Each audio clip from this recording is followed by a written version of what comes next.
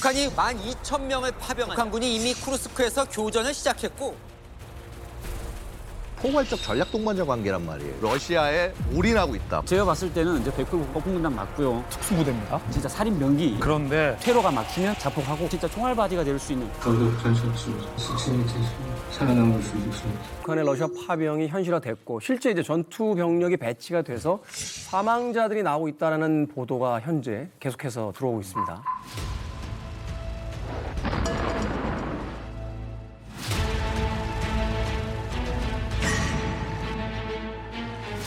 자, 북한이 파병을 했다. 자, 이게 뭐 처음에 합성이 아니냐라는 이야기가 있을 정도였는데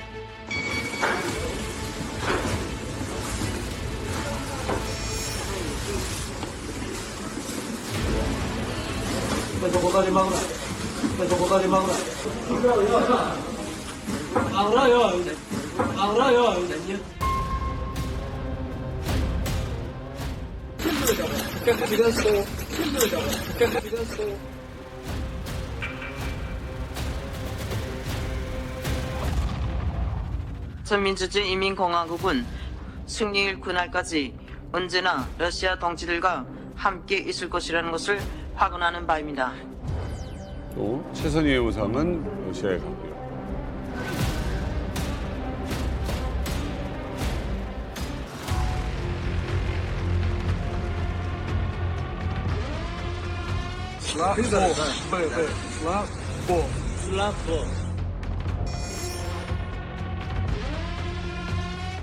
우크라이나 정부가 러시아에 파병된 북한군이 첫 번째 전투를 치렀다고 주장했습니다. Today, I can confirm that over 10,000 DPRK soldiers moved to the far western Kursk Oblast.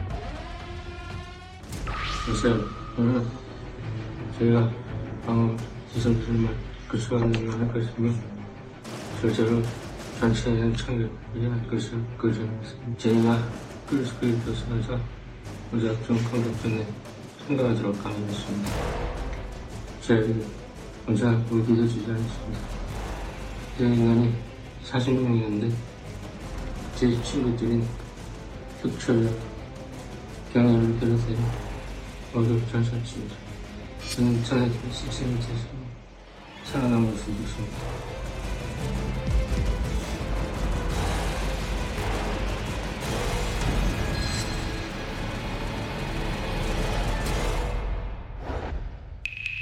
뭐 아주 멀고 먼 곳에서 일어나는 일이 아닙니다. 지금 북한이 벌이고 있는 일입니다. 북한 무기가 가는 거는 알겠는데 뭐 설마 군대까지 가겠냐.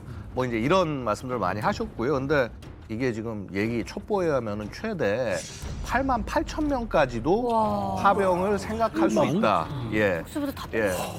그래서 그런 얘기까지 나오고 있는 상황인데, 그러니까 저도 사실은 이 정도로 대규모가 갈 줄은 상상을 못했습니다. 가면은 뭐 한 몇 개 여단 정도 가고 말겠지 했는데 확실히 러시아가 원하는 규모가 남다르다. 그러니까 이게 지금 말씀하신 건 그러니까 이게 발을 안 담그면 몰라도 발을 담그는 순간 예. 멈출 수는 없는 일이 돼버리는 거죠. 그러니까 팔면 그렇죠. 지금 뭐냐면 사실은 게다가 북한 입장에서는 굉장히 여기 전쟁에 관련된 어느 나라보다도 되게 적극성을 보이고 있어요. 전쟁 초기에 그래서 보면은 포탄 들어갔다고 그랬잖아요. 2023년 한 해에 한 300만 발 정도를 보낸 것 같다. 300만 발이요? 300만 발. 300만 발 보낸 것 같다. 이제 이런 추정들이 있고요. 러시아 1년 탄약 생산량이 250만 발 정도 됩니다. 예. 안 되네. 예. 그래서 이제 예. 왜냐면 근데 이게 함부로 얘기를 못 하는 것이 전쟁이 하루에 적게 쓸 때는 한 10,000발에서 20,000발, 많이 쓸 때는 6만 발도 쏘거든요. 그러니까 이게 포탄 양이 필요한 게 엄청난 겁니다. 그러네요. 그거를 북한이 채워져 왔었고, 북한이 이제 단순히 무기 공여를 넘어서 참전까지 간다. 하여튼 이만큼 러시아에 올인하고 있다, 북한이. 뭐 이것만큼은 확실한 것 같습니다. 이 정도면 단순 파병이 아니라 거의 뭐 대리 전쟁의 형태를 띠게 되는 게 아닌가라는 또 생각도 들게 되는데, 그렇다면 현재 북한군 지금 파악되는 위치가 어디입니까? 실제로 이제 러시아에 들어가서 어느 지역에 가 있다 이런 정도는 이제 뉴스가 많이 나오고 있는데, 지금 녹화하고 있는 시점 네. 기준으로 네, 설명을 드릴 11월 4일. 텐데 북한군이 가 있는 곳이 어디냐?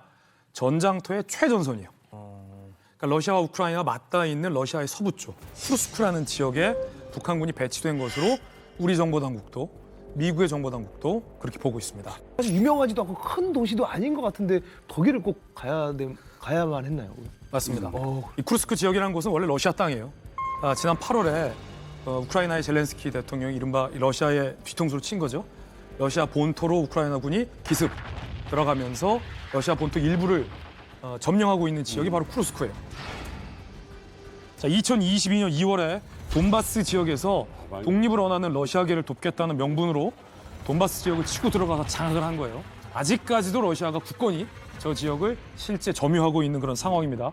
그런데 지난 8월에 우크라이나가 쿠르스크로 진격을 하면서 쿠르스크를 점령한 상황입니다. 나중에 이제 종전 협상 때 돈바스 지역을 되찾기 위한 명분으로 쿠르스크 지역을 일정 정도 지금 우크라이나가 점유하고 있다고 봐야 되는데 만약에 북한군 쿠르스크 투입 이후에 실제 러시아가 쿠르스크 지역을 탈환한다면 사실은 우크라이나한테는 영토 교환의 카드가 없어지는 거죠.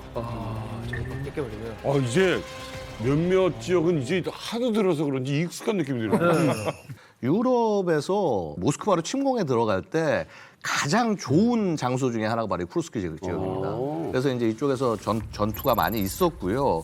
푸틴은 여태까지 나는 러시아의 이익을 지키는 러시아의 수호자다.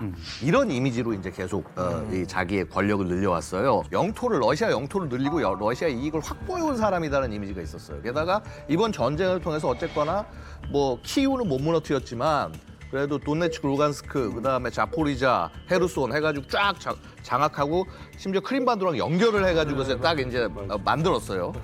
자, 이렇게 되니까 야, 이제는 좀 전쟁 끝내도 되겠네 하면서 우크라이나 쪽에 휴전 얘기를 하고 있고 우크라이나는 뭐 트럼프가 다시 뭐 당선되고 나면은 이제 더 이상 지원 안 될 것 같고 그러니까 여태까지 미국이라든가 나토가 절대 허용하지 않던 짓을 한 거죠. 뭐냐면 쿠르스크로 진격해 들어간 겁니다. 왜 여태까지 러시아 본토로 들어간 러시아 본토로 들어간 거죠. 여태까지 왜 안 들어갔냐? 계속 러시아가 협박을 했어요. 핵 협박. 너희 뭐 모스크바로 공격을 하거나 우리 영토로 들어오거나 하면은 핵 공격 가할 거다. 약간 이제 그런 직접은 아니지만 간접적으로 굉장히 여러 차례 메시지를 보냈는데 사실 우크라이나 입장에서 굉장히 절박했던 거죠. 그러니까 아예 야 핵을 맞건 뭐하건 일단 우리가 들어가자 하면서 들어갔는데 자 8월 초에 들어간 이게 러시아가 정말 허를 찔린 거예요. 병력이나 이거를 대부분 이 돈바스 지역 쪽으로 다 돌려놓고 싸우고 있고 여긴 어떻게 보면 국경경비대 수준의 병력으로 이제 지키고 있었는데 갑자기 들어가서 그것도 한 2개 여단 정도가 들어가서 기동전을 펼치니까 정신을 못 차린 겁니다. 쫙쫙쫙쫙 밀려서 2주 만에 상당히 이제 많은 지역을 점령에 들어가긴 했는데 또 러시아가 급하게 또 이렇게 또 병력을 돌리고 뭐하고 해가지고 틀어막긴 틀어막았어요. 네네. 자, 만약에 이거를 못 되찾아온다, 그럼 푸틴은 일단 종전을 할 수가 없어요. 종전을 위한 필수 조건 중에 하나가 쿠르스크를 찾아오는 거예요. 푸틴 입장에서는. 그래서 이제 그렇기 때문에 여기가 필요로 한 거고 게다가 지금 러시아 군이 사정이 그렇게 좋지가 않습니다. 병력 사정이. 보면은 러시아군 우리가 전쟁 이전에 현역병 전체 수가 90만 명이었어요. 그거밖에 안 된다고요? 네, 90만 명. 넓은데? 아니 예. 어마어마할 줄 알았어요 저는. 그러니까 그 굉장히 많이 줄어든 겁니다. 그러니까 냉전 끝나고 뭐하고 하면서 굉장히 줄어들다 보니까 많이 줄었는데 자 전쟁해가지고 막 희생자 많이 생기고 병력 많이 필요하고 하니까 130만을 추가해서 120만으로 늘렸어요. 근데 그걸로 이제 전쟁을 계속하면서도 병력이 부족하니까 지금 올해 말까지 30만 더 늘려서 150만 명을 만든다고 해요. 자, 근데 그럼 지금 한 120만 정도의 현역 병력 중에서 우크라이나 전쟁에 직접 투입된 인원이 얼마냐? 70만 명. 예, 70만 명 정도 여기 다 그냥 다 투입된 거예요. 그렇죠. 그러니까 이렇게 병력이 없으니까 이 상황에서 이 쿠르스크를 차단하고 싶어도 그렇죠. 병력이 없는 겁니다. 그러니까 끄집어내올 병력이 없으니까 결국은 이런 상황에서 만약 쿠르스크에다가 뭐 한 2개 여단, 그러니까 뭐 한 6천 명, 뭐 6천에서 7천 명 정도 이 정도만 더해줘도 엄청난 성과가 될 수 있다는 거예요. 왜냐하면 거기는 기존에 여단 2-3개가 작전을 하고 서로 이렇게 대치하고 있는 거니까 여기에 그만큼 병력만 더 들어오기만 해도 전세를 바꾸는 데 도움이 될 수 있다는 거죠.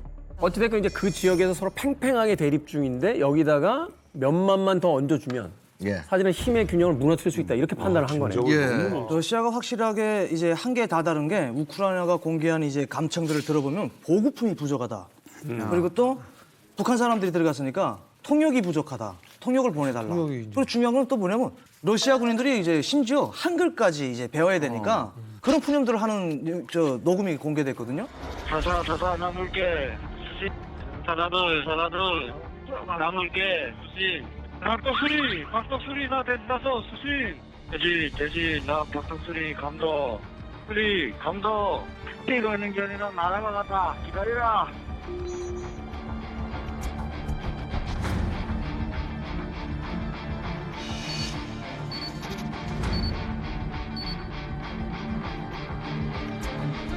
이 한국말을 러시아 음으로 따서 우리 옛날에 왜 팝송 외울 때처럼 그렇게 알고 있는 거예요.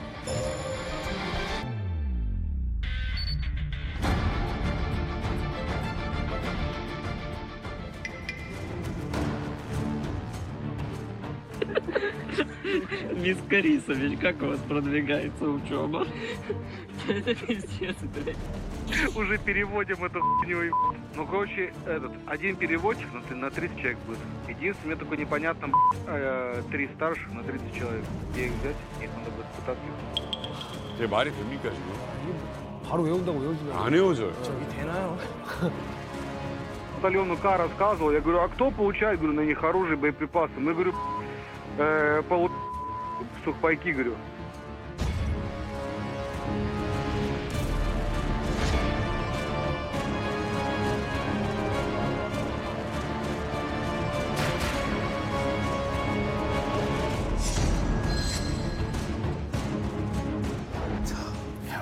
지금 어쨌든 전장에서 제일 중요한 건 소통이잖아요. 그럼요. 소통이 안 되는데 뭘 하겠어요.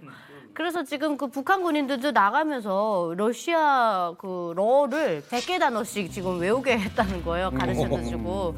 근데 저희 북한에 있을 때도 러 학교 때 가르쳐주기는 하는데 그 러가 배워보면 웃으면서 들어갔다 울면서 나온다 그러거든요. 그거 되게 힘들다고 그래요. 막 우리 이렇게 발음하다가 갑자기 이렇게 하면 그거 어떻게 해요? 그러니까 발음도 제대로 못할 거면서. 그러니까 굉장히 이게 무슨 뭘 하는 건지. 우리 옛날에 또 그렇지만 지금 계속 제2외국어 말고 영어는 계속 배웠잖아. 네. 북한은 러시아어 배우잖아요. 미사일 뭐 이런 거 뭐. 배우죠 뭐. 네, 조금 배우긴 합니다. 그런데 러시아에서 아마 한국말 하는 사람을 찾기는 어려울 겁니다. 근데 반대로 북한에서는 러시아 말을 배워주거든요. 그리고 평양 외국어 대학인 경우에도 한 해에 한 10명 정도, 많아서 15명 정도가 이제 졸업을 합니다. 근데 지금 현재 러시아에 파병된 인원이 한 10,000명 정도 된다고 하지 않습니까? 그러니까 이제 필요한 통역 인원만 대체로 한 360명 정도가 됩니다. 그러니까 이게 30년 동안 다 굴고 모아도 통역을 보장 못합니다. 360명은. 그럴 정도로 지금 현재 통역이. 그리고 또 제가 보건대로는 한 45살 혹은 50살 지난 그런 그런 통역원들은 또 같이 전장에 따라다니면서 해야 되기 때문에 아마 이거 육체적으로 딸릴 겁니다. 또 그러니까 이 제한이 있게 되면 어느 정도밖에 극한된 그런 인원만 갈 건데 비교만 하는 게 좀 이상하긴 합니다만 30년 동안 러시아어 공부한 사람이 360명이 안 된다는 게 더 충격적인. 우리나라 같은 경우 뭐 1년에 몇백 명씩 배출이 되니까 사실. 아니 이게 사실 통역할 사람도 없고 100단어 가지고 이거를 생사가 오가는 데서 이게 전쟁 작전이 안 될 것 같은데 일단은 북한군까지 부른 거 보면은 이게 혹시 러시아가 진짜로 밀리고 있는 게 상황인 건가요? 아니에요. 러시아가 현재는 군사적인 우위를 전반적으로 다 점유하고 있어요. 그런데 문제는 이제 러시아가 전쟁을 계속해서 지속해 오는 상황이잖아요.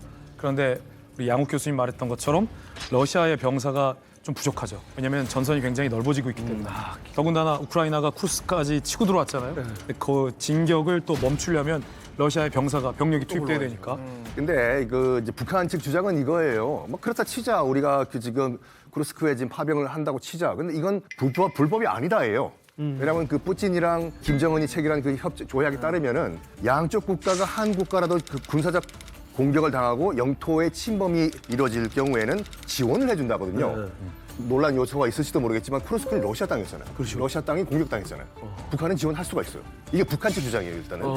이게 또 살벌하게 또 외교 무대에서 이제 말싸움이 벌어졌는데 황중국 유엔 대표가 일단 포문을 열었어요. 총알바지로 쓰지 말라, 북한 젊은이들을. 북한 측에 이제 그 김성 대사가 뭐라고 얘기냐면 미국과 서방도 우크라이나 지원해주고 있지 않냐. 우리도 러시아를 밸런스를 맞추는 차원에서 지원해줄 수도 있다라고 얘기했어요. 미국 차석 대표가 발끈해가지고 바로 발언권 시작합니다. 빡! 만약에 우크라이나에 지금 북한 병사들이 가면 go back in a body bag 이런 표현을 써요. go back in a body bag 이런 표현을 써요. 시신 가방에 돌아갈 것이다. 야, 너무 무서운 표현이래요.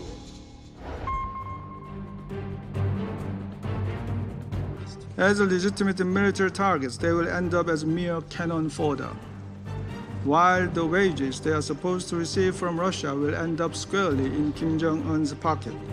It is tragic that they could have enjoyed a far better life only if they were born south of the DMZ. It will have to naturally take issue with Ukraine's aggressive act of invading the Russian People's Sacred Territory of the Kursk. The TPRK and Russian Federation are entitled to develop overall bilateral relations in all fields, including politics, economy, military, and cultures. Enter Ukraine in support of Russia. They will surely return in body bags. They will surely return in body bags. So I would advise Chairman Kim to think twice about engaging in such reckless and dangerous behavior. 언제는 뭐 말 들었나? 그냥 자기 마음대로 하는 거예요. 혼자 아니, 들었어. 이게 굉장히 모욕이에요. 그렇죠. 미군 병사들은 전장에서 죽으면 커핀이라고 해서 관에 실어서 모십니다. 보통 바디백이라고 하는 것은 그 비닐백이거든요. 대량 총기 난사 사건의 시신을 알아볼 수 없는 이런 피해자들을 바디백에 넣고 또 전장에서는 포로들이 대규모로 죽었을 경우에 거기에 비닐 바디백에 넣어서 보내거든요. 그러니까 너희들 젊은이들 짐짝 취급당하기 싫으면 오지 말라는 걸 유엔에서 얘기한 거예요. 네, 예. 자, 어쨌든 뭐 뉴스에서 뭐 파병한다 어쩐다 뭐 이랬을 때 분명 뭐 특수부대가 간다. 뭐 강력한 전투력을 가졌을 것이다. 이런 얘기들 많이 있어요. 예, 폭풍 군단이 갔어요. 청와대를 습격했던 김신조의 그 부대의 후신이 폭풍 군단인데 북한의 재래식 군사력이 전 세계 몇 위일 것 같아요? 와, 놀랍게도 꽤 높아요. 4위. 4위요? 네, 재래식 군사 수가 북한 주장에 따르면 130만 명인데 4위예요. 근데 이건 굉장한 거품이고 허세가 좀 있어요. 러시아가 90만이라며요. 그러니까 이 130만 북한 군사들이 직업은 군인이지. 근데 뭐 농사 짓고 그냥 전선 지키고 그렇게 살아가는 사람들이에요. 아, 약초병이 네네네. 등록은 군인으로 돼 있는데 거품이 좀 있는데 그런데 폭풍 군단은 무시하면 안 돼요. 북한의 특수 작전을 수행하는 특수부대입니다. 공식적인 우리 군 통계에 따르면 북한의 이 특수 작전군이 한 20만 명으로 추정이 되는데 그 중에서 폭풍 군단이 한 4만에서 8만 명 정도로 압축이 돼요. 그러니까 굉장히 소수 정예의 특수 작전을 수행하는 군대다라고 보면 되겠고요. 이 폭풍 군단 같은 경우가 왜 폭풍이냐면 폭풍 군단이 쓸고 간 자리는 폭풍이 쓸고 간 것처럼 아무것도 남아있지 않다라는 의미를 담아서 폭풍 군단이라고 하는데 특수부대라 그래서 폭풍 군단이라고 그러면 그거를 이렇게 한 개 군단으로 보시는 것보다는 오히려 여러 개의 경보여단이 합쳐졌다라고 보시면 더 편해요. 그래서 아까 4만 명에서 8만 명이 이게 숫자가 이게 좀 갭이 있잖아요. 그게 왜 그러냐면 그렇게 될 수도 있고 그렇게 또 줄 수도 있어요. 현재에 따라 또 달라. 네, 그래서 폭풍 군단이나 벼락, 우레 이렇게 크게 세 가지 군단이 있는데 후방 부대 맞아요. 그러니까 후방 쪽에다 넣어놓고 앞에 총알바지들이 다 총알 막아낼 때 얘네들이 직접적으로 이제 대한민국에 침투하겠다는 거거든요. 그래서 이들이 많이 받는 훈련 중에 하나가 천리행군, 하룻밤에 천리행군, 귀신 작전 펼친다 그러죠. 그래서 이제 김신조도 달아날 때 속도가 엄청 빨랐기 때문에 그때 우리나라 국군들도 이 행군 훈련을 엄청나게 강도 높게 올렸었다고 해요. 그러니까 그 정도로 그 산악 작전을 많이 해요. 불이 이렇게 막 활활 타면 그 불을 뛰어넘는. 근데 이제 불을 뛰어넘어서 뭐 포복 정진을 하고 또 뭐 쇠설창을 타고 올라가고 이렇게 밧줄 있으면 밧줄도 타고 올라가고 이 손이 그냥 덜덩어리예요. 그냥 맨날 이거 막 이렇게 통나무에다가 이거 치고 막 이거 하거든요. 근데 제가 기억하는 군인 아저씨들은 맨날 이거 시꺼매가지고 이 우통 다 까고 그 훈련을 해요. 맨날 이거 치거든요. 이렇게 막. 김일성이 생전에 가장 아꼈던 부대가 폭풍군단이라고 합니다. 그러니까 폭풍군단의 전신이 특수 8군단인데 그래서 김일성이도 한 개 사단을 줘도 이 1, 2, 4군 부대 대원 한 명하고는 바꿀 수 없다라고 말할 정도로 굉장히 최종의 부대였습니다. 예, 그런데 이제 폭풍군단은 이제 특수 8군단이 확대 개편되는 그 과정에 김종일이가 지어준 그 이름이거든요. 폭풍군단이라는 게. 그래서 제가 보건대로는 아마 3대를 거쳐 이제 김 부자가 굉장히 신이 많은 부대가 이 폭풍군단이다라고 말할 수 있겠습니다. 현대전에서 과연 저런 훈련들이 얼마나 실효성이 있는지에 대해서 사실은 이제 좀 갸우뚱하게 되는 부분도 있는데, 근데 저런 훈련을 한다라는 건 앞서 또 이야기하신 것처럼 전시 상황에서 후방 교란을 한다. 또 후방에서 직접 이제 뭐 민간인 군인들을 근접거리에서 만난다는 건 굉장히 효과적일 수도 있겠다는 또 생각을 하거든요. 총알 한 방이면 끝이지 무슨 저 차력 같은 걸 하고 있어 하지만 분명히 어마어마한 훈련량을 가지고 있는 건 사실이에요. 우습게 보기도 뭐하고 그렇다고 해서 또 이거 너무 우리가 무서워도 안 되고. 근데 이런 의견들이 있습니다. 딱 보니까 10대 말 아이들 같다. 훈련 제대로 안 된 아이들 같다.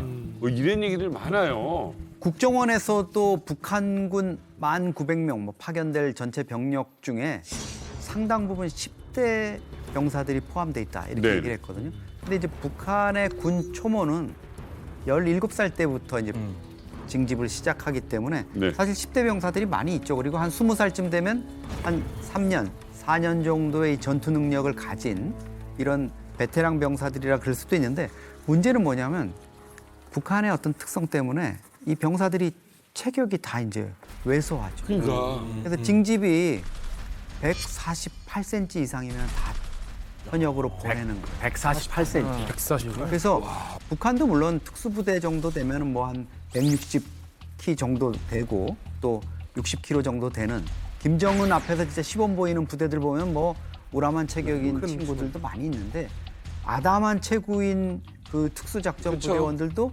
상당수 있는 거는 사실입니다. 아니 근데 그러니까 폭풍군단 네. 확실할까? 아니 너무 애들 같아서.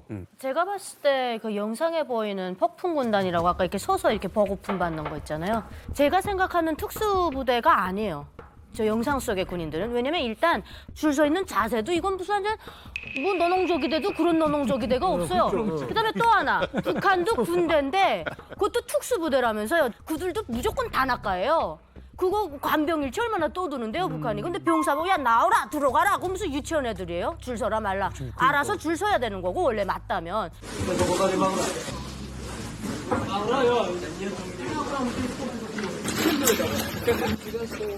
단학가가 있어야 되는데 너무 군인 같지도 않았고 군열도 하나도 없고 그래서 야 저거 특수부대가 맞아? 이거 어떻게 경보여단들이 저 모양이야. 그 제가 봤을 때는 이제 100% 폭풍군단 맞고요. 왜냐면 3,000명, 제 여당 같은 경우 3,000명이면 거기서 전투원들은 500명밖에 안 냅니다. 또 그 안에서도 최강을 뽑으면 뭐 진짜 살인 병기 이런 사람들 뽑으면 한 200명에서 300명 정도밖에 안 돼요. 제가 보기에는 영상 속에 있는 거는 페이커 같은 애들만 보여주는 것 같은데 실제는 다른 장 영상에는 야투경 착용하고 행군하는 거 보면 이거 열 맞춰서 행군하거든요. 걸음 보폭 맞추고 그게 있고 또 어린애들은 딱 봐도 제가 봤을 때도 한 3년에서 4년 정도 복무한 정도 이제 신병 끝나고 얼마 안 돼 한 21살, 22살 보직이 다른 걸 거예요. 이런 애들은 많지 않고 그냥 어떻게 보면 진짜 총알바디가 될 수 있는 앞에서 그냥 돌격하면 나가는 애들 그런 애들 앞에다 세워놓고 진짜 싸우는 건 뒤에서 어떻게 뭐 야간 침투를 하든 수중훈련도 받는다고 하니까 뭐 폭풍군단, 특수군단인 건 알겠는데 이들이 이제 주로 작전을 하는 것들이 이제 산악이 많은 또 도심에 침투하는 이제 우리나라 같은 지형에서의 어떤 전투 훈련을 주로 받았을 텐데 그렇죠. 지금 주로 배치되는 곳이 평야지대다.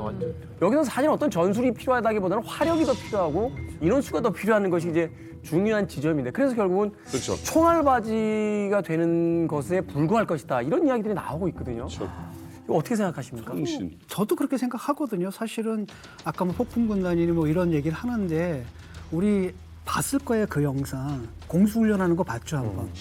낙하산이 줄이 엉키고 이게 공중에서 낙하산 줄이 서로 엉켜가지고 사고 나고 뭐 이런 걸 봤거든요. 그건 뭐냐 훈련이 안 됐다는 얘기거든요. 그러니까 문제는 뭐냐면 이게 훈련입니다. 비행기 띄우는 게 다 돈이거든요. 그 돈이 어디 있겠습니까? 그러다 보면 이런 일들이 벌어지는 거고 또 하나는 뭐냐면 지형이 달라요. 그러니까 그런 특수군단이다라면 일단 산악 지형이거나 아니면 도심이어야 되거든. 우크라이나 같은 경우 딱 보면은 저런 데입니다. 밀 많은데. 여기 숨을 데도 없는 거고 그렇기 때문에 저 사람들은 들어가게 되면 우리가 예상하는 대로 사실상 대포밥이 될 수밖에 없는 거죠. 지금 뭐 여러 가지 페이크가 나오는데 제가 본 것 중에 하나 좀 그나마 믿을 만한 그 동영상을 하나 봤거든요. 포로로 잡힌 러시아군 동영상이에요. 네, 러시아 말로 얘기를 하는데 북한군이 이제 뒤에 배치되어 있고 말이 안 통한대요.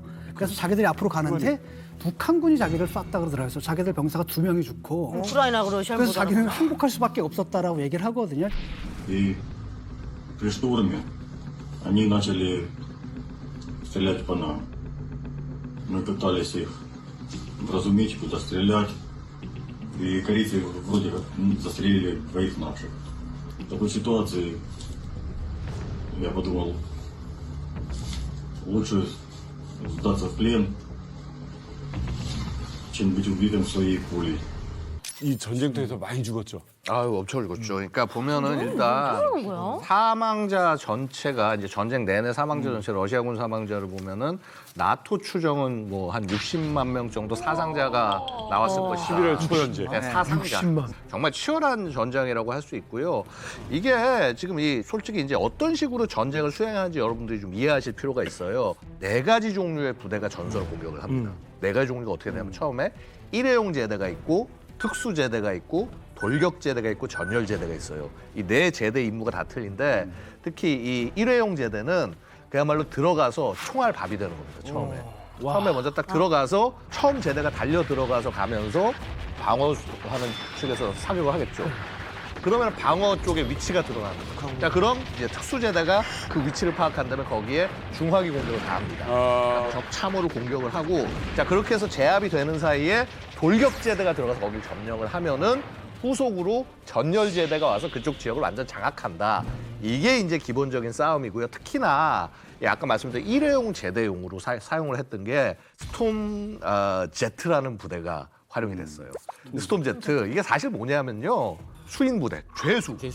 죄수들을 데려다 놓고 야, 너 이렇게 싸우면은 가서 살려줄게, 뭐 저거 해줄게 그러면서 부대를 보내는 거예요. 그러면 프리고진. 네, 맞습니다. 프리고진이 막 그때 2000년 7월에 막 돌아다니면서 감옥 돌아다니면서 이제 했던 게 이 부대를 모은 거예요. 그래서 2023년부터 투입이 돼서 엄청나게 많이 죽습니다. 자, 이제 그것이 지금 이제 그 수인 부대도 거의 다 이제는 어떻게 되냐면 거의 전멸했습니다. 거의 뭐라고 그럴까 많이 없어졌고 그러니까 그 다음에 나온 게 지금 스톰 V 부대. 이 스톰 V는 뭐냐면은 몽골이라든가 뭐 아니면 인도, 스리랑카 그런 이제 용명들을 가지고 일회용 제대를 또 만들어서 활용을 해왔고 아마도 지금 북한 들어가는 이 인원들도 일회용으로 소모될 가능성이 있어 보입니다. 그러니까 아마 처음에 갈 땐 그럴 거예요. 북한 지휘관도 그렇게 나쁜 인간이라고만 얘기할 수 없을 거 아닙니까? 그러면 자기 부하들 희생되기는 싫으니까 우리는 예를 들어서 뭐 독립 제도로 들어가게 해달라 뭐 해달라 이런 요청들이 있었을 거예요. 근데 그거를 러시아가 받아들였나 안 받아들였나 모르겠어요. 아마 안 받아들였을 가능성이 더 높다고 봅니다. 만약 총알 왕패로 나간다 해도 얘는 그냥 안 죽거든요. 그러니까 저희가 아까 말씀하신 스톰 V 그 형태였어요. 경보병 부대가 이 퇴로가 막히면 그냥 자폭하고 그냥 거기서 끝까지 싸우다가 그냥 알아서 내가 죽거나 죽이거나. 아니 사실 이 전투에 투입됐다가 그 혼자 유일하게 그 살아남았다는 그 북한군 그 분이잖아요. 저희가 꾸르스크에 교수관사 무작정 공격전에 참가하도록 강요했습니다. 저희를 항상 어디도 주지 않습니다. 저희 전우들이 이 기술로 이용되어 모두 희생된 것입니다. 쿠르스크는 진 러시아장의 암입니다. 그 영상에서도 보면은 러시아군이 무기도 없이 그냥 투입시켰다. 그리고 북한군과 러시아군이 진짜 수없이 그냥 죽었다고 하는데 진짜 이게 총알바지가 맞는 것 같긴 한데 어떻게 된 건가요? 아니 근데 우리 또 양 박사님이 말씀해 주신 것 같이 전통적으로는 구소련과 러시아의 돌격 작전은 앞엔 일단 죽어요. 그 이제 그 에너미 앳 더 게이트라는 그 주드로가 나온 영화 있거든요. 러시아 병사 3명당 총 하나 줘요. 어머. 와 뭐야? 그러면 맨 앞에 선 애가 총 쏘고 달려가요. 웬일이야. 2명은 총 없이 뒤에 있는 숨기로 달려가요. 얘 죽죠? 뒤에 있는 2번째가 죽어. 쏴. 얘가 죽죠? 3번째가 쏴요. 그리고 이 러시아 병사, 소련 병사도 사람이 애들이잖아요. 난 뭐 여기서 이렇게 개죽음 당하기 싫다 해서 거기 때 볼가강이라고 강에 뛰어들어요. 난 헤엄쳐서 난 탈출하겠다. 정치 장교들이 넌 조국의 배신자라고 해서 바로 등 뒤에 자국 젊은이들 쏴 죽여요. 이게 그대로 지금 펼쳐지고 있다니까. 단지 러시아 병사가 아니라 북한 젊은이들이 거기 가서 개죽음 당한다 이 차이예요 지금. 자, 그런데 이들을 보냈다라고 하는 건 이들의 부모가 분명히 북한에도 남아 있고 자국의 청년들이 타국에서 소위 이제 개죽음에 가까운 죽음을 한다는 걸 아는 사람들이 있을 거란 말이에요. 그러면 북한 내부의 분위기 과연 좋을까요? 전 이 부분도 사실 우리가 한번 다뤄봐야 된다고 생각하거든요. 국정원이 다수의 북한 내부의 민심 동요 첩보를 입수했습니다. 북한 당국이 러시아에 파병됐다라는 소식을 쉬쉬했는데 가족들이 알고 이거 동요하기 시작했다는 거예요. 보내려면 니네 자식들이나 보내지 왜 거기서 젊은 우리 애들을 개죽음 시키느냐라는 내부 반발이 있어서 우리 국정원의 첩보에 따르면 러시아에 파병된 병사들의 가족을 살고 있던 곳에서 다른 곳으로 이주, 일반 주민들과 격리시키고 있다. 라는 징후들이 곳곳에서 북한 내부에서 포착되고 있다는 거예요. 첫 번째는 이 사람들이 불만을 토로하는 게 다른 주민들에게 악영향을 미칠 것을 우려하기 위한 차단. 두 번째는 다른 목적이 있는 건데 러시아에 가서 병사가 투항을 하거나 탈영을 할 경우 야, 니네 부모님 우리가 따로 격리해서 잡고 있어? 딴 생각하지 마라. 라는 일종의 인질 협박용이라는 거죠. 제 북한 그 같은 부대에 복무했던 격리장 친구가 있는데 전화를 하니까 이만갑에서 너 봤다. 했어요? 괜찮다. 난 아버지 엄마 없으니까. 넌 너네는 안 나갔냐 하니까 우리가 다 안 나갔다 이러더라고. 근데 영상을 보니까 다 20대 어리잖아요. 근데 지금 그 병사를 보니까 눈에 벌써 약간 겁이 있습니다. 겁이 없을 수가 없죠. 훈련도 제대로 못 받았는데 전쟁터에 나왔습니다. 거기다 언제 폭탄이 떨어질지 모르는 그 모습 보니까 괜히 울컥하더라고요. 어떻게 보면 동생들이고 조카뻘 이런 애들인데 얘네 이제 내일이면 또 다 없어질 수도 있을 애들이다 생각하니까 한 명이라도 좀 살아서 무사히 한국으로 올 수 있으면 얼마나 좋았을까, 얼마나 좋을까 이런 생각으로 이들이 기순, 투항을 좀 많이 유도해서 예, 좀 많은 애들이 좀 탈북해서 한국에 올 수 있었으면 자유품이 안겼으면 좋겠습니다. 자, 어쨌든 북한의 젊은이들은 지금 러시아 땅에 파병이 됐어요. 이 김정은 입장에서 뭐 얻을 게 있어야 되는 거 아닙니까? 어떤 대가를 바라고 이러는 거예요? 북한과 러시아가 군인을 파병하는 대가로 얼마를 받기로 했는지는 공개된 적이 없어요, 세상에. 그런데 우크라이나의 포로로 잡힌 다른 나라의 용병이 증언을 했어요, 최근에. 내가 러시아에서 얼마의 돈을 받고 있다. 그 내용을 추산해서 북한 김정은도 최소 이 정도의 돈을 받지 않을까라는 계산이 나오는데 일단 다른 러시아 용병이 일시금을 하나 받습니다. 일시금으로 2,000달러 정도를 받는다고요. 그리고 그 다음 달부터 또 월급 형태로 돈을 매달 받는데 그 돈도 한 2,000달러. 그 기준으로 계산하면 일시금 빼고 월급만 합쳐도 매달 334억 정도 추정이 됩니다. 사실은 북한 병사들의 목숨으로 김정은은 300억 가량의 돈을 매달 받으면서 이 돈을 뭘 하겠습니까? 핵 만들죠. 핵 만들고 무기 만들고 통치 자금으로 쓰는 거죠. 안 돼. 뭔 말대꾸를 못 하겠네. 군인들 월급은 국가가 적립해 두었다가 이제 돌아갈 때 우리가 주겠다고 약속을 하지만 실제적으로는 대부분 다 국가가 갈취하거든요. 그러니까 제가 쿠웨이트에 있을 때도 남강건설회사라고 있었습니다. 이 남강건설회사가 공병군단 직속으로 돼 있는데 그러니까 그러다 나니까 이 남강건설회사에 소속돼 있는 그런 노동자들은 100% 다 계급장을 달고 있는 군인들입니다. 공병들이거든요. 그러니까 이 친구들이 이제 월급을 받는데 현금으로 받지 못하고 이제 종이장 형식으로 받습니다. 받았다가 이제 내가 귀국할 때 거기서 일부분 다 받지도 못하고 일부분만 받거든요. 뭐 그것도 감지도 없지 한 일이니까. 근데 지금 현재 뭐 우크라이나에 나와 있는 그런 파병된 그런 군인들이다라고 하는 경우에는 이 군인들이 뭐 죽었는지 살았는지 그 생사 여부도 알지도 못하고 또 이 사람들이 뭐 행방불명 됐다거나 뭐 할 때에도 이 사람들 모르지 않습니까?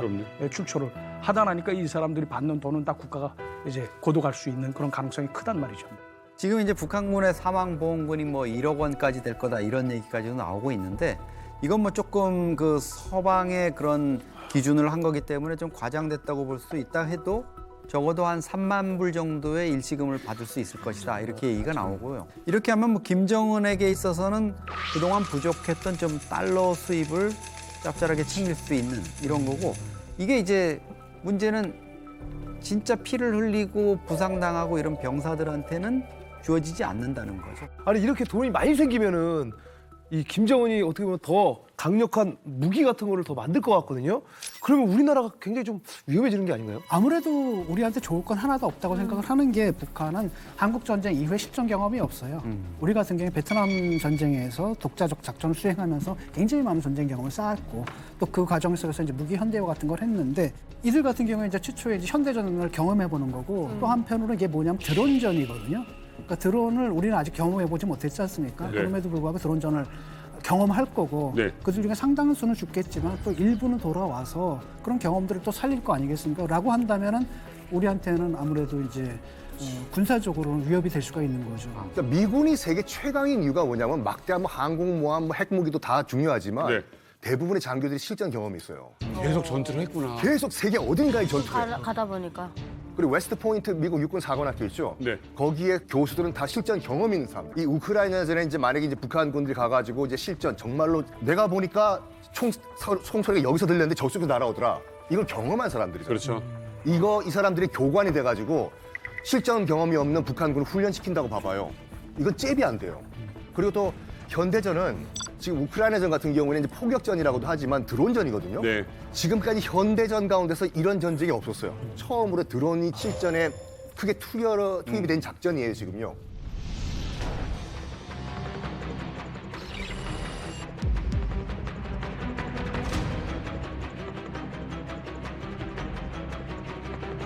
우크라이나 군 드론이 참호 곳곳을 살핍니다.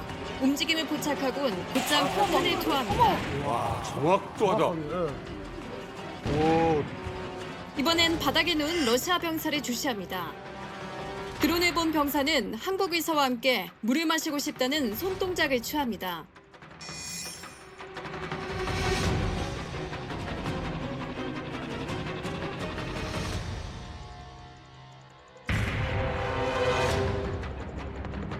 와. 자폭 드론. 어머.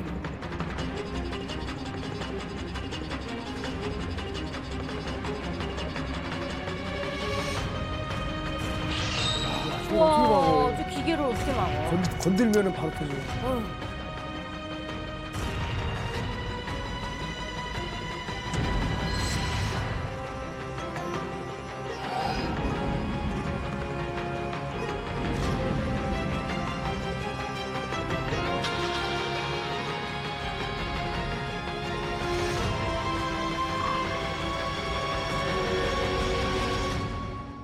이번에 장갑차 탱크 아무 의미 없었어요. 아니 뭐 드론만 있으면 되네요. 그래서 이 드론을 가난한 국가의 핵무기라고 해요. 그러네. 진짜 이건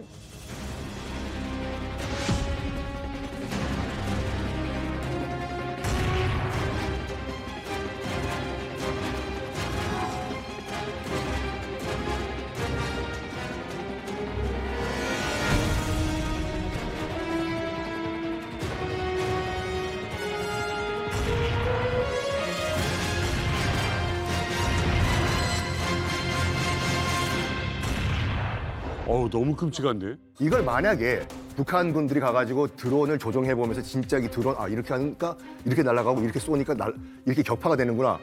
이거를 지식을 가지고 와가지고 북한 드론군 부대를 운영을 한다? 이거는 정말 최악의 악몽이에요, 진짜. 우크라이나가 사실은 이 드론을 제일 활용을 먼저 잘했죠. 네. 그래서 이 우크라이나 같은 경우 원래 드론 동호회 하던 분들이 나중에 드론 부대가 돼서 우와. 그래서 이렇게 개발을 했고 그다음에 생산을 하는 걸 보면요. 드론을 월간 우크라이나군 정보장관에서 들은 얘기는 거의 2만 대 가까이 생산합니다. 월간. 각 지역마다 이제 드론 공방이 있어서 정보통신부에서 예산을 주면 거기서 막 생산해가지고 드론을 보내는 거예요. 우와. 사실은 현장에서 제일 무서운 게 우리가 포탄이 휘 하고 날아가는 이 소리가 박격포 소리 이게 굉장히 공포스럽거든요. 그렇죠. 근데 요즘은 그것보다 훨씬 더 두려운 게 드론에서 내는 모타 윙 하는 소리가 그거에 거의 전장에 있는 전투원들이 노이로제에 걸릴 지경이라고. 자, 그런데 우리가 이제 걱정을 해야 될 건 뭐냐면 이런 자폭 드론을 비롯한 최첨단의 현대전을 이제 북한군이 먼저 실전에서 보고 배워온다. 이게 사실은 이 부분이 가장 우리가 좀 염두에 두고 두려워해야 되는 부분이 아닌가 하는 또 생각이 드는데요. 아니, 정확한 지적이신 그렇습니다. 사실 북한이 우리가 지금 그거 하면 뭐 핵 개발만 생각하고 뭐 이렇게 제대 무기는 안 개발했을 것 같지만은요. 자, 지금 핵무기가 어느 정도 개발이 나름 끝나가요. 그러면서 최근 첨단 무기 개발 같은 걸 많이 합니다. 2020년 이후에 보고 있으면은 전차도 신형 전차, 뭐 장갑차, 대전차 미사일, 그다음에 최근에 보면은 드론이 작년에 이제 국방 전시회에서 소개가 됐었고요. 그다음에 올해 8월이었죠. 올해 8월 말 정도에는 자폭 드론, 러시아군이 사용하는 자폭 드론과 거의 유사한, 어떻게 보면 러시아군 쓰는 것보다 살짝 개념이 발달된 그런 것들을 이렇게 선보이기도 했어요. 자, 결국 뭐냐면 북한은 지금 만들 능력은 어느 정도는 돼요. 완전 첨단 무기는 아니라고 하더라도. 근데 그럼 얘를 어떻게 활용할 거냐? 이 부분이 솔직히 좀 북한이 좀 부족할 텐데 이번에 가서 배워온다? 그러면은 이제 우리 군에게 이게 위협이 거의 그대로 갈 수 있다. 네. 그래서 이런 부분에 대한 대응이 시급하다. 이렇게 말씀을 드릴 수가 있겠습니다. 그러니까 이 전쟁이 더 이상 남의 전쟁이 아니라는 게 여기서 다시 한번 확인이 되잖아요. 그러네요. 근데 우리 국정원이 아주 흥미로운 분석 결과를 최근에 내놨어요. 국정원의 데이터베이스에 있는 무작위의 북한군 데이터베이스와 러시아 현지에서 포착된 북한군이 것 같은데 하는 사람의 인물을 AI로 대조한 거예요. 띠리리리리리리리 일치 딱 나왔는데 그 사람이 누구냐? 바로 북한 전략군 미사일 총국의 붉은기 중대 출신의 미사일 기술자가 이렇게 러시아군 복장으로 러시아 군인과 사진을 찍었다. 근데 저기가 도네츠크 지역 인근의 이른바 북한 미사일 KN-23 발사장이에요. 이 말은 북한이 KN-23을 러시아군에게 줬고 기술자까지 현지에 붙여놨고 이 사람이 러시아 우크라이나 전쟁을 수행하면서 실제 KN-23을 운용하고 그 데이터를 모으기 위해서 북한군이 현지까지 갔다라는 추측이 상당히 개연성이 높아지는 거거든요. 이 KN-23이 요격하기가 힘들어요, 안 그래도. 한번 비행 궤적이 꺾어서 날아가기 때문에 그걸 예상해서 맞출 수가 없는데 저 북한군이 우크라이나를 상대로 현장에서 KN-23을 많이 활용하면 많이 활용할수록 이 누적되는 유효 데이터가 늘어납니다. 이 데이터를 누구한테 쓰겠습니까? 종국엔. 우리한테 쓰는 거죠. 보면 볼수록 좀 무섭다. 이거 지금 가볍게 볼 일도 아니고 이거 진짜 무서운데요? 자, 근데 어쨌든 간에 북한은 뭐 돈 말고도 얻는 게 있을 것 같아요, 또. 뭘 바라는 거예요? 사실 내가 그 러시아에 원하는 게 아주 간절하게 원하는 게 하나 있습니다. 이게 뭐냐면 바로 러시아의 첨단 과학 기술입니다. 우리 스스로 개발할 수 없는 첨단 과학 기술을 이번에 내 최대한 많이 좀 받아야 되지 않겠습니까? 과학 기술을 받는다. 김정은한테 지금 제일 다급한 문제가 하나 있습니다.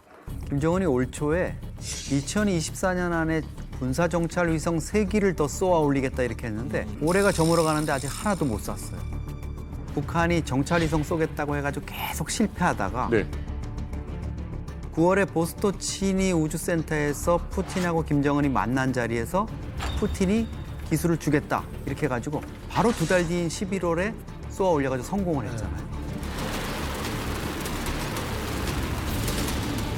올해 이제 김정은이 또 그 기세를 몰아서 3개를 하겠다 그랬는데 지금 하나도 안 된 걸 보면 뭔가 소련으로부터 지금 러시아로부터 뭔가 지원을 받아야 되는 이런 절박한 상황입니다. 특히 거기에서 필요한 광학 장비, 카메라 이런 정밀하게 좀 위성 사진 찍어서 용산 사진 선명하게 찍어가지고 딱 내놓으면서 너희들 내 관역 안에 있다. 이런 걸 좀 보여주고 싶은데 그걸 못하는 거죠. 러시아가 또 광학 렌즈, 이 광학 선진국이거든요. 여기서 이 상황에서 김정은이 달라 그러면 푸틴은 줄 가능성이 높다 이거죠. 이거. 그러니까 지금까지는 줄래 말래 나 있어라고만 하고 안 주고 있던 2만 명이나 파병을 해주는데 렌즈 달라고 줄 수밖에 없다니까요. 북한이 러시아에게서 기술 이전을 받았을 때 가장 위험한 것은 또 ICBM 대기권 재진입 기술 이전이라고 생각을 합니다. 그러니까 최근에 북한이 저 ICBM 파송 19형을 발사 실험하지 않았습니까? 세계 최강의 전략 미사일에 가공할 위력을 과시할 선감이 도래했습니다.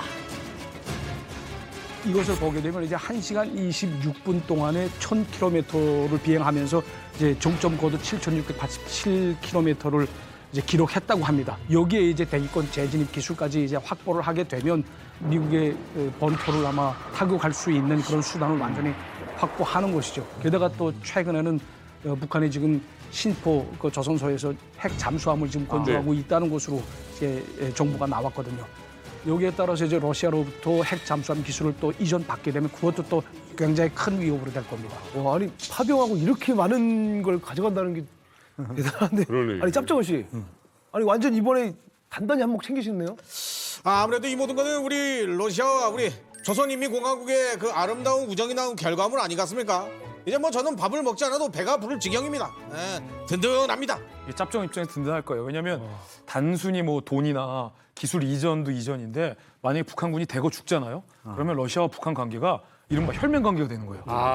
우리나라와 미국만 혈맹 관계가 되는 게 아니라 러시아랑 북한이 혈맹 관계가 되면 만약에 김정은이 오판해서 야, 한반도 한번 치자, 전쟁 한번 일으키자라고 했을 때 김정은이 러시아에게 요구할 거예요. 우리 군사도 당신들 위해서 10,000명 이상 죽었는데 등가하는 러시아군 참전을 요구할 겁니다. 그때 러시아가 마냥 외교 관계 때문에 외면할 수만은 없는 상황이 될 거라는 걸 김정은이 대신 기대하고 있는 거죠. 그게 사실 우리한테는 가장 경계해야 할 요소 중에 하나죠. 명분 찾아가지고. 예.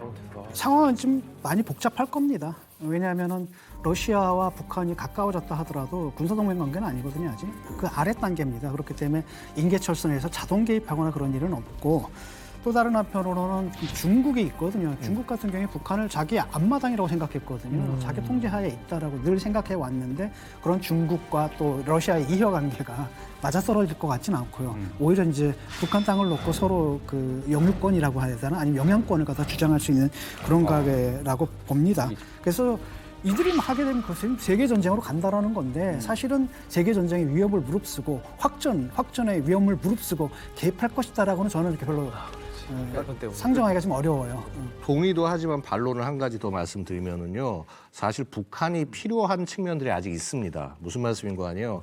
이번에 전쟁하면서 러시아가 정말 많은 자기들의 군장비들을 너무 많이 소진을 했어요. 네. 보면 한 전차 한 3,000대 이상을 소진하고 무슨 장갑차도 거의 5,000대 이상 하고 이거 전쟁 끝나고 나면 다시 다 채워 넣어야 됩니다. 채워 넣어야 되는 과정이 이게 아마 1, 2년으로 안 될 거예요. 최소 10년 정도의 재건 기간이 거의 필요할 정도인데 자 이런 재건하는 과정에서 북한의 뭐 약간 좀 기술은 떨어진다고 하더라도 그거 좀 채워주면 되는 거고 거기 싼 인력을 활용해가지고 얘를 채워 넣는다. 군사력을 좀 키우고 그다음에 러시아 힘을 하는데 분명히 북한이 도움이 될 수가 있어요. 그래서 북한 입장에서는 중국에 대해서 그 경제 지원 찌끔찌끔 받는 것보다는 아예 여기 러시아 안에 들어가서 여기서 그 안에서 열심히 일하면서 얻어낼 게 훨씬 더 많을 수도 있다라는 겁니다. 아니 그러니까 지금 우리 양 교수님이 정확하게 지적을 해주셨는데 그러니까 북한 입장에서 봤을 때는 이제 중국과 러시아 간에 이제 등거리 일로 갈까 절로 갈까 하다가 이제 확실하게 러시아 손을 잡은 거예요 지금요. 네. 거기에 대한 중국의 배신감은 이만저만이 아니에요 지금. 그러니까 요번에 11월 8일부터 한국인들 비자 면제예요. 맞아. 그러니까 이때까지 역대 파격적으로 중국 정부가 한국인들에 대해서 이제 무비자를 허용을 해준 거거든요. 그 말은 뭐냐면 중국도 이제 북한 버린다 이거예요. 너희들도 우리 버리냐? 확실하게 대한민국 손 잡겠다. 중국 측의 고위 관계자들 한번 제가 만나서 물어보면은 중국 측이 이런 사인이 좋기 때문에 대한민국도 이기기 위해 중국과 손 잡아라. 그래서 그런지 몰라도 이제 우크라이나 대통령 젤렌스키가 이런 이야기를 했습니다. 북한의 파병을 규탄하면서요. 이것은 세계 대전의 첫 단계다라는 이야기를 했어요. 세계 대전이라는 이야기를 입에 올렸습니다. 북한군 그냥 가만히 있지. 하나 때문에 세계대전을 걸기에는 아깝죠. So in brigade, you don't have only land forces, not only soldiers who are on the front line. You have a lot of different specialists that they are preparing to fight against us. And here we see this first step in this war, and this is the first step to a world war. A world war, of course, it's understandable.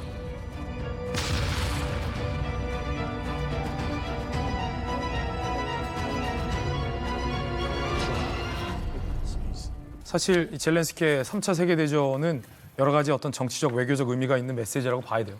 첫 번째는 이제 북한과 러시아에게 하는 경고죠. 야, 우리 나토 있어, 미국 있어, 러시아 함부로 북한군 끌어들이지 말고 북한군도 함부로 교전할 생각하지 마.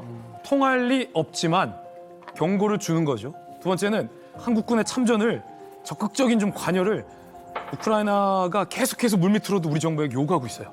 그래서 뭐 살상 무기 보내달라, 뭐 급기야 뭐 군대도 좀 보내달라. 근데 사실은 우리 정부는 아는 거죠. 한국군을 보내기 위해서 한국군과 북한군이 교전하게 되면 이게 진짜 오히려 전쟁의 확전으로 이루어질 수 있기 때문에 우리 정부가 절대 물론 여러 가지 인도적인 지원과 간접적인 지원은 적극적으로 합니다만 그래도 러시아를 치는 우리나라가 그런 식의 어떤 적극적인 참전은 우리도 지금 절대 하고 있지 않은 상황이거든요. 그러니까 젤렌스키는 여러 가지 정치 외교적인 포석을 둔 발언이다. 이렇게 볼 수 있죠.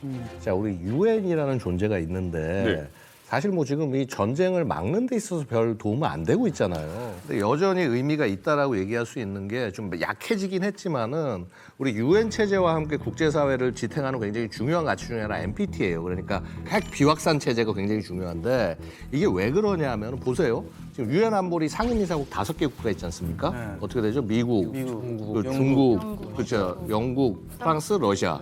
자, 이렇게 쫙 있는데 이 5나라가 보면 어떻습니까? 공통점이 뭐냐면 2차 세계대전 승전국이에요. 예. 유엔이 추구하는 평화는 바로 이 5개 국가들끼리 전쟁이 나지 않게 하는 겁니다. 결국 이 5개 국가들끼리 전쟁이 난다는 게 진짜 세계대전이고 이번 세계대전은 만약에 나게 되면 핵전쟁이 돼서 인류가 공멸이기 때문에 이거를 막자라는 거예요. 그래서 우리가 이제 만에 하나 뭔가 러시아가 판단 오판을 일으켜서 핵을 만약에 전술핵이라도 뭐 한 발 떨군다. 자, 이렇게 되면 완전히 이제 그때는 정말 어떻게 될지 모르게 되는 거죠. 그러니까 핵으로 이렇게 넘어가지 않게 하는 게 사실 굉장히 중요하다. 네, 저도 어느 정도 그렇게 될 수 있을 거라고 생각을 합니다. 북한 파병으로 인해서 우크라이나가 러시아 본토를 때리겠다고 하는 그런 주장이 지금 거세질 수 있단 말이죠. 그런데 지금 현재로서는 미국과 나토가 군사 지원을 함에 있어서 우크라이나가 자기 본토에서만 쓸 수 있게 딱 제약을 해놨습니다. 그러니까 러시아 본토를 때리지 못하게끔 만들어놨단 말이죠. 실제적으로 이제 파병이 되지 않았습니까, 북한이. 그렇기 때문에 이제 말릴 수 없을 정도로 될 수 있단 말이죠. 그렇게 되면 이제 확전이 될 수 있는 가능성이 매우 큽니다. 자, 어쨌든 1차 대전이 있었고 2차 대전이 있었습니다. 이 전쟁이 일어나는데 세계대전이 일어난다. 이건 너무 끔찍한 일이고 뭐 난리가 나는 일이잖아요. 근데 공멸하는 길인데 아니 아무리 젤렌스키 우크라이나를 도와주고 싶어도 다른 국가에서 참전해서 도와준다? 이거 어렵지 않습니까? 프랑스 같은 나라는 굉장히 적극적으로 뭐 마크롱이 괜히 뭐 이제 야 우리 참전해야 되는 거 아니야? 얘기 꺼냈다가 그냥 완전히 두들겨 맞았죠. 왜냐하면 이제 여론에 그럴 수밖에 없는 게 프랑스 아까 말씀드렸듯이 프랑스 핵보유국이에요. 핵보유국이 들어가서 거기서 다른 핵보유국과 직접적으로 뭐 재래식 전쟁을 한다라고 하지만 그게 언제 에스컬레이션 확전돼가지고 핵전쟁으로 갈지 모르니까 마찬가지 이유로 나토 국가들 뭐 영국 아니면 뭐 나토의 가장 수장인 미국 이런 국가가 참전하는 것 자체도 어떻게 보면 정말 양국이 핵전쟁으로 비화되는 그런 계기가 될 수 있다. 그래서 이게 보면 냉전 시기에도 보면 그렇고 미묘하게 양쪽 국가들이 직접적으로 안 싸우려고 굉장히 노력을 많이 합니다. 아마도 우크라이나가 더 이상 전쟁을 더 끌고 나갈 힘이 없어 보인다라고 할 경우에는 아마도 이제 약간 좀 전쟁을 좀 접어라라는 그런 메시지들이 더 세게 전달될 가능성이 있다고 봅니다. 북한군이 이제 거기 들어갔느냐, 왜 거기 들어갔냐면 뻔하거든요. 지금 러시아 전선에서 하루에 평균 그 사상자가 1,200명이에요. 그렇게 많아요. 1,200명입니다. 그러니까 이게 사실 말이 현대전이 들어가게 되면 어트리션 워라 그래서 그냥 소모전이거든요. 병력과 장비를 갈아 넣는 거고 이걸 의미하는 바는 뭐냐면 러시아가 그만큼 병력이 없는 거고 3차 대전에 대한 얘기가 다 나왔는데 그것은 사실은 그냥 뭐랄까 하나의 카드로서 던진 말이지 심각한 그런 위험이 있다고 보기는 어렵습니다. 자, 어찌됐건 그렇죠. 제 3차 세계대전 여부 이게 이제 가장 최근 이제 세계에 이제 이목이 집중되고 있습니다. 그런데요. 3차 세계대전의 가장 중요한 키는 바로 나토의 수장인 미국이 잡고 있을 것 같은데 이번에 당선된 미국 대통령 트럼프 유세 때부터 내가 당선이 되면 이 전쟁 하루 만에 끝낼 수 있다라고 이야기를 했어요. 맞아요. The former president's comeback will be complete. A state that he narrowly lost 4 years ago. He is now the second president. Kim Jong-un, very smart, very tough, but he liked me and I got along really well with him and we were safe. We get back, I get along with him. He'd like to see me back too. I think he misses me.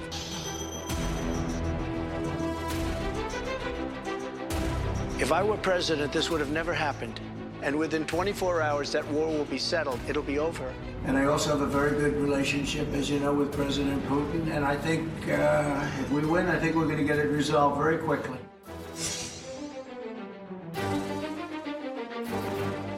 I think Zelensky is maybe the greatest salesman of any politician that's ever lived. Every time he comes to our country, he walks away with $60 billion.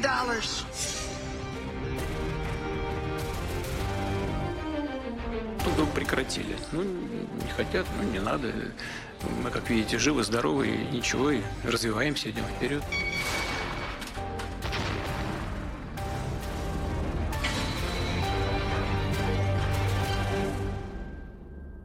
정말 끝낼 수 있습니까? 실제로 트럼프가 정확하게 뭐라고 얘기했냐면 24시간 안에 러시아 우크라이나 전쟁을 끝낼 수 있다라고 얘기해요. If I'm president, I will have that war settled in one day, 24 hours. One day, 24 hours. 이 전쟁을 끝낼 수 있다라고 얘기하지 어떻게 전쟁을 끝나겠다는 건지는 얘기를 안 해요. 그래서 궁금하잖아요. 워싱턴 포스트가 트럼프 캠프의 핵심 참모를 긴밀하게 취재했어요. 그래서 워싱턴 포스트가 보도를 했는데 트럼프의 구상은 이래요. 평소 푸틴에 대해서 똑똑한 천재, 터프한 스트롱맨 이렇게 불렀거든요. 네. 자기랑은 통한다는 거야. 그래서 돈바스 지역을 딱 떼서 러시아한테 주고 우크라이나 젤렌스키한테는 내가 나서서 다시는 러시아가 죽을 때까지 무력으로 우크라이나를 위협하는 일은 없을 것이다 라는 안전 보장을 받아주면 양쪽의 전쟁이 끝난다 라는 걸 참모들에게 쉽게 얘기하고 있다. 근데 워싱턴 포스트 말미에 이렇게 트럼프를 비판해요. 트럼프는 이 전쟁을 영토 분쟁쯤으로 치부하는 듯하다 하면서 그 기사가 끝나요. 아니 그러니까 아무리 이 미국 대통령이라고 해도 이 정도는 너무 자신감이 넘치는 거 아니에요? 그렇죠. 저는 트럼프는 어쨌든 자기가 푸틴과의 그런 어떤 브로맨스가 있다는 거를 분명히 강조를 할 거고 자기의 영향력을 과시하기 위해서 아마 첫 번째 작품으로 뭔가 이 우크라이나 전쟁을 끝내는 쪽으로 갈 겁니다. 그동안 이제 우크라이나 전쟁에 지나치게 미국이 많은 돈과 에너지를 쏟아부었고 또 야 이제 이거 세계 경찰 역할 이거 돈 없이 하는 거 이건 너무 힘들다. 늘 그랬죠. 돈 가져와라. 돈 가져오면 해줄게. 뭐 이런 게 있기 때문에 아마 본인이 우크라이나 전쟁 이 해결 문제 이런 부분을 좀 풀어가는데 그냥 전력 투구는 할 것 같습니다. 그거 고립주의 아니겠습니까? 아니 왜 우리가 세계 경찰 노력하면서 우리 돈 써가지고 다른 나라 지켜줘야 돼? 왜 우리가 나토 지켜줘야 돼? 왜 우리가 한국 지켜줘야 돼? 잘 사는 나라인데 이런 거란 말이죠. 근데 이게 한편으로 선거를 위해 가지고 그 백인 남성들을 선동하기 위한 어법인지. 근데 문제는 뭐냐면 미국이 사실 세계 경제 역할을 해야 되거든요. 그게 미국 본인들의 국익에도 맞는 거란 말이죠. 그러니까 미국이 우리 정말 선사라서 자기 돈 써가지고 구호 활동을 하는 게 아니라 그것 자체가 사실 세계 전략이고 그렇기 때문에 트럼프는 그런다 하더라도 미국 공화당 내에서 과연 그걸 진지하게 받아들일까 이런 느낌은 들어요. 사실 우리 트럼프 형님이 이번에도 뭐 당당하게 당선이 되지 않았습니까? 한다면 또 하는 사람입니다. 이렇게 된 마당에 우리 람프 형님과 또찐 형님 그리고 이 김정은이까지 이 삼총사가 똘똘 뭉치면 이제 못할 게 없습니다. 찐핑이 형님은 진짜 어디가? 찐핑이 형님은 진짜 어디가? 전쟁도 멈추게 하는 거는 우리 삼총사만 있으면 다 해결이 된다 그 말입니다. 근데 뭐 그렇게 삼총사가 될 수 있을지 의문이죠, 솔직히. 맞아요. 북한하고 러시아하고 밀착 관계가 이렇게 좀 끈끈해진 거는 전쟁이라는 이 특수성 때문에 좀 더 이렇게 가까워지지 않았습니까? 근데 이제 전쟁이 끝나면은 과연 러시아에서 북한을 이제 그렇게까지 생각을 할지 베스트 프렌드라 생각할지는 모르지만 전쟁이 끝나면은 뭐 러시아도 재건을 해야 되기 때문에 다시 복구를 해야 되기 때문에 아무래도 제 생각에는 이제 경제적으로 경제가 발전돼 우리나라하고 또 다시 또 들어오지 않겠느냐. 왜냐면 북한 같은 데는 뭐 도움을 받아봤자 뭘 받게 됐습니까? 그렇죠. 국제사회 OECD 경제 대국 10위에 대한민국이 러시아 편을 들 수는 없지 않습니까? 그렇기 때문에 우리가 인도적인 측면에서 세계 질서의 주류에 우리가 편입되어 있기 때문에 러시아를 규탄한 것이지 가만 따져보면 우리 정부가 러시아의 군인을 살상하는 살상 무기를 직접적으로 우크라이나에 지원했던 적은 한 번도 없어요. 그건 우크라이나도 알고 있고 러시아도 알고 있는 거예요. 그런데 우리 역시 마찬가지로 공식적으로 러시아를 후원할 수는 없지만 공식적으로 러시아를 제재할 필요도 없어요. 물밑으로 이미 제가 고위급 취재안 따르면 작년부터 우리 외교부 당국자들에게 러시아 민간에서 계속해서 한국과 러시아 간의 이 화물기 노선은 재개해달라라는 요청이 러시아로부터 계속 들어온다는 거예요. 그 말은 이미 푸틴도 전쟁이 끝난 이후에 어떻게 동북아 질서를 다시 정상화할 것인가에 대한 고민을 하고 있다는 뜻이거든요. 그러면 사실 러시아 입장에서 북한이 더 필요하겠습니까? 세계 10위권에 대한민국의 손이 더 필요하겠습니까? 그러면 이제 북한만 낙동강 오리알 되는 거예요. 그러면 그렇게 만들어야죠 우리가. 기대할 수 있는 언덕은 중국밖에 없거든요. 또 중국이 다시 이 배신자를 받아줄까? 진핑이 형님 지금 안 보고 있는데 큰일 났어. 편 잘 써야 돼 지금. 그런데 이제 만에 하나 러시아가 우리를 찾아온다고 하더라도요. 국제 사회에서 그게 그렇게 쉽지 않을 겁니다. 왜냐하면 러시아에 대한 제재 국면은 계속 될 것이고요. 그렇죠. 그래서 이미 지금 우리가 생각하는 그 횡복회로와는 달라질 수 있고 그다음에 어쨌거나 우리는 국제 사회의 일원이고 그리고 자유민주 경제 체제 하에서 이거를 이득을 보고 있는 국가이기 때문에 러시아와 함부로 거래할 수 없어요. 자, 그럼 그런 상황에서 러시아가 선택할 수 있는 가장 좋은 파트너는 싼 인력을 제공하는 북한이 정말 좋은 파트너가 되는 겁니다. 그래서 제가 누차 아까도 말씀드렸던 게 북한의 목적은 사실은 여기서 뭐 기술도 얻고 이런 것도 있지만 장기적으로는 러시아의 공급망 안에 편입이 돼서 그 안에서 자신들의 어떤 경제와 국가 미래를 끌고 가는 그런 모습들도 일부 포함되어 있지 않겠느냐. 왜냐하면 지금 북한이 아무리 죽어라 난리를 쳐도 중국 공급망 안에도 못 들어갑니다.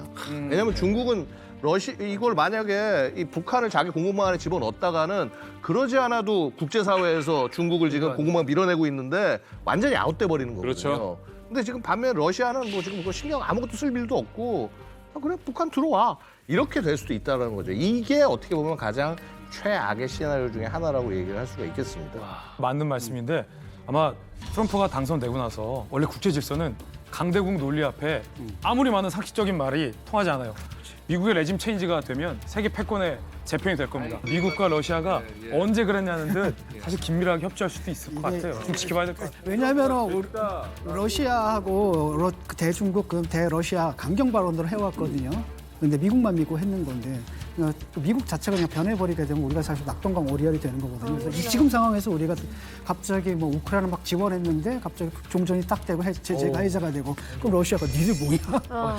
이런 식의 그 트랩에 빠질 수가 있는 상황입니다. 그렇기 때문에 굉장히 조심스럽게 행동해야 돼요. 중요한 건 외교 내용. 이게 이제 우리 정부나 군도 고민스러울 수밖에 없죠. 국제사회의 정세 또 남북 관계까지 거기다 우리가 관리를 해야 되는 이런 상황인데 북한이 어떻게 보면 더 아파할 수 있는 아킬레스건 하나를 좀 우리가 건드려보자 하는 게 이제 대북 심리전입니다. 이게 실제 전쟁 상황인 또 바로 전쟁터에 북한군이 대규모로 나와 있는 상황에서는 이것만큼 또 유용한 수단이 없거든요. 그 파병의 부당성이라든가 허구성을 깨는. 우크라이나도 지금까지는 뭔가 이제 좀 초보적인 거를 만들어가지고 뭐를 하는 것 같아요. 그래서 심리전 차원에서 최근에 좀 주목되는 건 나는 살고 싶다 뭐 이런 텔레그램 채널을 만들어가지고 우리말로 돼서 북한군을 좀 회유, 호섭할 수 있는 영상을 유포하고 있습니다. 한번 보시죠.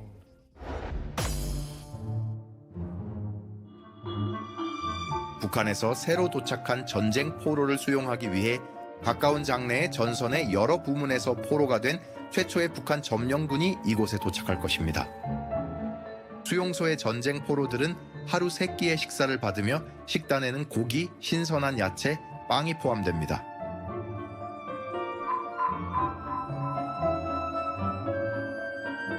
이게 지금 현재 나가 있는 북한군이 아니더라도 지금 북한에 있는데 파병될지 모르는 애들이 봐도 영향을 미칠 수 있다는 거죠.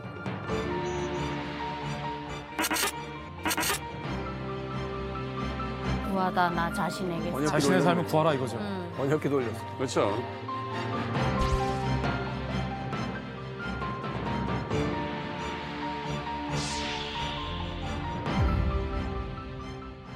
좀 뭐 어설픈 내용이긴 하지만 타국의 전쟁에 들어서 명분 없는 전쟁에서 아까운 목숨을 버리지 말고 수왕하거나 기순해서 목숨을 건져라. 항복하면 저런 아늑한 포로 수용소에서 새끼 고기 먹을 수 있다. 또 서비스를 바라고 있다. 이러면서 끝에는 이제 또 연락할 수 있는 컨택 포인트까지. 제가 이거 영상을 보니까 뭐 의도는 좋았는데 솔직히 말해서 좀 미숙하다는 것보다도 완성도가 미숙하다는 단어보다도 우크라이나 군이 북한군을 파악을 좀 잘 못한 것 같아요 아직까지. 북한군이라고 해서 우리가 흔히 그냥 못 먹고 못 사는 것만 자꾸 얘기했더니 그렇게 본 것 같아요. 그런 줄. 네, 그래서 저는 그냥 확성기 갖다 불어대는 게 저는 제일 좋다고. 확성기를. 정말로. 그거 좋다. 제일 좋은 건 제일 먼저 투항했거나 포로가 된 그 동료가 방송하는 게 제일. 아유, 그건 최고의 효과죠. 최고의 효과죠. 그건 최고의 효과죠. 제가 최근에 한 이제 민간 단체가 그 우크라이나 현지에 가서 좀 이런 걸 해보겠다 해가지고 제안서 형태로 이렇게 만든 그 초안이 있습니다. 우크라이나 참전 군인을 위한 조선인민군 병사들의 우크라이나로의 탈출 안내서 이런 내용이 있거든요. 이런 거 근데 중요한 이게 거예요. 그 투항할 때 어떤 원칙 이런 것들이 또 국제적인 그 매뉴얼이 있더라고요. 거기에 맞춰서 했는데 여기에 보면 탈출을 결심하였을 경우 사전에 어떤 준비를 해야 되는지 여기 보면 멘탈을 좀 준비해야 되는 게 있어요. 사전에 정신적으로. 그다음에 준비물. 그다음에 우크라이나 드론에다가 어떻게 신호를 보내야 되는지. 특히 러시아 군대 병사와 처형조의 감시를 피하는 방법. 그렇죠. 이런 것들. 그러니까 처형조를 어떻게 먼저 제거하거나 회피해서 올 수 있는 방법. 이런 내용으로 맞춤형이 되면 북한군 병사들이 훨씬 더 마음을 좀 움직이기가 쉬울 것 같아요. 이제 뭐 파병된 북한 병사들 중에 분명히 사망자는 나올 테고 이게 이제 북한 주민들이 어쨌든 알게 될 텐데 어떤 반응이 나타날지. 저라면은 만약 우크라이나전에서 이제 북한 젊은이들이 많이 뭐 죽었다. 이런 사실을 삐라로 만들어서 북한에 뿌려버리면 엄마들 들고 일어나요. 왜냐하면 1차 대전 때 독일이 패망했지 않습니까? 빌헬름 2세가. 독일이 이제 망한 이유가 여러 가지가 있는데 막판에 정말 우리 아들들이 가가지고 도살장에 끌려가서 죽는다는 걸 엄마들이 들고 일어난 거예요. 당신 아들은 안 보내고 왜 내 아들은 가서 죽이냐고. 그래서 북한도 분명히 엄마들이 그 사실을 알면은 아니 우리 아들이 죽는데 뭔가 할 거라고요. 지금은 제가 뭐 며칠 전에 전화를 해봤는데 실제 몰라요. 아직은 모릅니다. 근데 제가 보기에는 남쪽 지역은 알 수 있을 것 같아요. 왜냐면 우리가 대북 확성기로 이미 그 방송을 했거든요. 북한이 지난 8일부터 러시아 파병을 위한 특수부대 광역 이동을 시작했다고 밝혔습니다. 북한은 특수작전부대 미하 4개 여단 소속 12,000명 규모의 병력을 파병할 것으로 예상됩니다. 그 전파는 금방 갑니다. 이제 또 북한에도 핸드폰이 되기 때문에 이제 이게 확산되면은 내 아들이 만약 러시아에 파병돼서 어떻게 되냐 그거 다 알아봐야 큰일 나요. 이야기를 듣다 보니까 내년 이맘때쯤 아니 내년 한 초쯤에는 이 자리에서 사실 우크라이나 여기 앉아 있지 않았어요? 네, 분들과 함께 좀 방송을 했으면 하는 생각도 들어요. 근데 우리가 이제 전쟁을 너무 이제 수학적이고 이 서류적으로 분석을 하고 있는 게 아닌가 하는 생각이 듭니다. 저는 사실 이야기를 들으면서 어떤 생각이 들었냐면 예전에 그 논산훈련소 갔을 때 처음 입대했을 때 생각이 났는데 그때만 해도 20살이 너무 이제 청년들이라고 생각했잖아요. 그 훈련소에 처음 들어간 날 고된 하루가 끝나고 나서 자려고 누웠는데 저쪽 끝에서 어떤 친구가 하나 훌쩍훌쩍 우는 거예요. 이제 군생활이 시작이 됐다. 이제 집에서 떠나오게 됐다라고 하니까 갑자기 내 반 전체에서 한 절반이 울기 시작하는데 굉장히 좀 당황스러웠던 기억이 있어요. 사실은 우리가 훈련소에서 자유로운 대한민국에서 논산훈련소에 들어갔을 때만 해도 그런 울음이 터지는 시절이 있었는데 이 전쟁터에서 이 20몇 살짜리 젊은이들이 얼마나 많은 공포심을 느끼고 또 실제로 이제 총탄이 날아드는 그 전쟁터에서 좌절들을 하고 있을까를 생각하면 진짜 마음이 무겁습니다. 그러니까 저희가 사실 이 이슈로 이제 토크를 하면서도 마음이 이제 한 구석이 좀 안 좋은 게 이 젊은 청년들이 가서 이제 이렇게 죽음을 당할 거라는 걸 예견이 너무 되지 않습니까? 그러니까 저는 그런 생각이 들더라고요. 이 소련군 대위 출신이었던 김일성의 손자가 이제 1만 명의 병력을 러시아의 용병으로 보내서 이 젊은 청년들을 정말 의미 없는 죽음으로 내몰고 있다. 그동안에 청년 영재들 뽑아가지고 코인 탈취하고 국제금융망에서 해킹하고 뭐 돌격대하고 이러더니 이제 급기야 군대까지 내보내서 해외 군대까지 내보내서 이렇게 정말 미래 세대를 죽음으로 내모는구나 이런 좀 착잡한 생각이 듭니다.